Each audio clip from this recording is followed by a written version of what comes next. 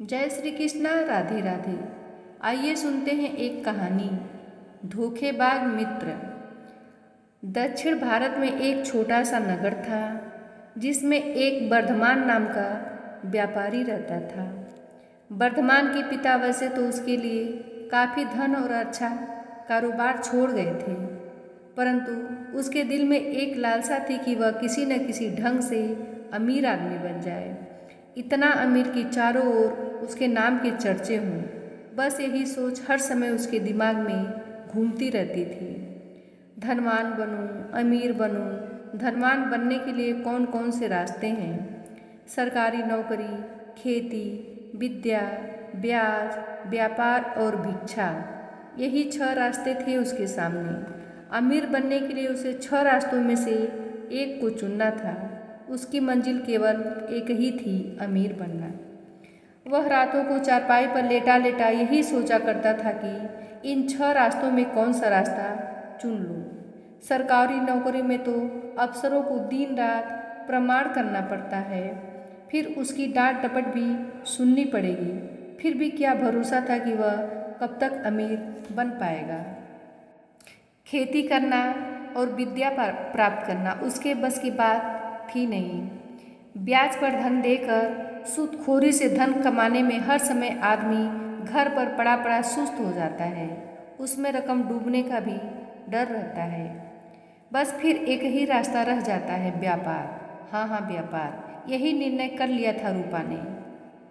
उसने अपने विशेष साथियों को इकट्ठा करके अपनी योजना को विस्तार से बताया और इन सब ने यह फैसला कर लिया कि इस छोटे कस्बे में हम किसानों से सस्ता अनाज और लकड़ियाँ आदि खरीद कर बड़े शहर में ले जाकर महंगे भाव से बेचेंगे। इस प्रकार हम अमीर आदमी बन जाएंगे। क्योंकि रूपा सेठ पहले से ही गांव में धनी माना हुआ था, उसकी बात सुनते ही सभी साथी खुश हो गए और रूपा के साथ जाने को तैयार भी हो गए। बस फिर क्या था, देखते ही देखते सारी तैयारियां पूरी हो गई। एक मजबूत सी बैलगाड़ी खरीदी गई जिसमें गांव वालों ने सस्ते दामों पर माल खरीद कर उसमें भर लिया गया। उस गाड़ी को खींचने के लिए 2 बढ़िया और शक्तिशाली बैल खरीदे गए। इस प्रकार से रूपा सेठ अपने साथियों के साथ उस माल से भरी बैलगाड़ी को लेकर शहर की ओर चल पड़ा। शहर की दूरी गांव से काफ़ी अधिक थी। फिर बैलगाड़ी पर बोझा भी कुछ अधिक लाद दिया गया था, जिसका फल यह निकला कि घने जंगल में जाकर बैल मूर्छित होकर गिर पड़े। उसकी एक टांग भी टूट गई। इस प्रकार रूपा और उसके साथी काफ़ी चिंतित हो गए थे। वे करते भी क्या, चिंता के मारे उनका बुरा हाल हो रहा था। एक ओर तो एक घने जंगल में जंगली जानवरों का डर था, दूसरी ओर चोरों का। बहुत देर सोचने के पश्चात रूपा ने अपने 2 साथियों को बैल की देखभाल के लिए छोड़कर बाकी साथियों को अपने साथ ले शहर की ओर चल पड़ा। उसने सोचा कि वह मनुष्य बुद्धिमान है जो थोड़े के लिए अधिक नुकसान न होने दे, मगर रूपा के साथी शायद उसे कहीं अधिक होशियार थे। उन्होंने जैसे ही अपने सेठ को जाते देखा तो दूसरे दिन ही स्वयं भी वहाँ से चल पड़े। रूपा सेठ के पास पहुंचकर उन्होंने झूठ बोलते हुए कह दिया कि वह बैल तो उसी रात को मर गया था, हम उसका अंतिम संस्कार उसी जंगल में करके आ रहे हैं। दूसरी ओर जख्मी बैल जंगल की हरी हरी घास और ताज़ा हवा खा खा कर दिन प्रतिदिन ठीक होता गया। उस जंगल में दिन रात खाता पीता मौज करता, रात को नींद के नदी के किनारे जाकर सो जाता। इस प्रकार वह कुछ ही दिनों में इतना मोटा ताजा और सांड जैसा हो गया।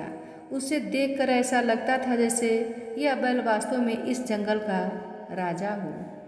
कुछ ही दिनों में पिंगलक नामक सिंह जंगली जानवरों के साथ अपनी प्यास बुझाने के लिए उस नदी के पास जाने लगा तो रूपा के इस सांड बैल ने जोर से दहाड़ने की आवाज़ निकाली, जिससे सारा जंगल गूंज उठा।